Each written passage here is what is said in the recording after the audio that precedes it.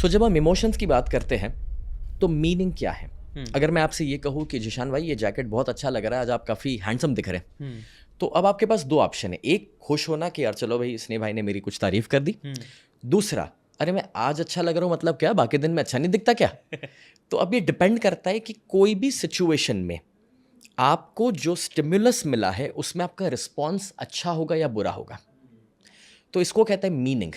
यानी कि सपोज कि किसी की 50,000 की नौकरी है, उसको नौकरी से निकाल दिया गया।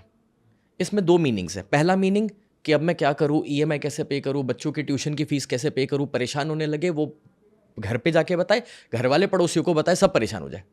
दूसरा मीनिंग कि यार अगर ऊपर वाले ने 50,000 की नौकरी ले ली है मेरी, मतलब ये है कि उसने 1 लाख का प्लानिंग तो मेरे लिए करके रखा हुआ है। बस मुझे ये फिगर आउट करना है कि वो अपॉर्चुनिटी मेरे लिए कहाँ छुपी हुई है, और घर पे आके मैं सबको परेशान ना करूँ, बस इतना ही बोलूँ कि 10 दिन की छुट्टी मिली है, बताओ कहाँ घूमने जाना है। और अगर मैं पॉजिटिव रहूँगा और ये माइंड में रखूँगा कि कहीं तो बड़ी अपॉर्चुनिटी है, तो 10 दिन 15 दिन में कुछ तो अच्छा दिखने ही वाला है मुझे। सही बात है। तो इसे कहते हैं मीनिंग्स। यानी कि आपके साथ क्या हो रहा है वो उतना इंपॉर्टेंट नहीं है, बट आप उसे लेते कैसे है वो ज़्यादा इंपॉर्टेंट है।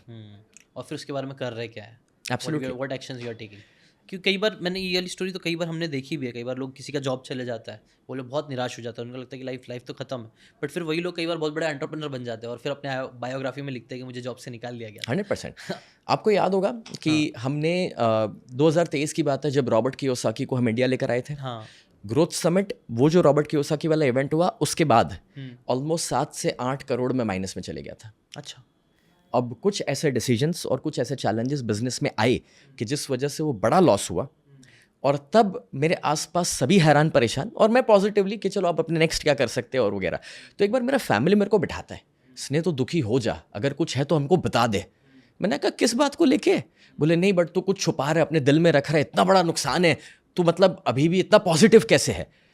और मुझे उनको समझाना पड़ा कि एक ज़माने में मेरा सपना था कि मैं 8 करोड़ का बिजनेस करूं, आज ऊपर वाले ने 8 करोड़ का मेरे को लॉस दिया है, उसके बाद मैं धंधा चला पा रहा हूँ, जिंदगी जी पा रहा हूँ, मेरी अभी भी वही लाइफस्टाइल है। मतलब ये सोचो कि ऊपर वाले ने हमें कितना एक्चुअली सफल बना दिया है कि तब जाके सिचुएशन को हम फेस कर पा रहे हो। तो उसमें बुरा क्या है?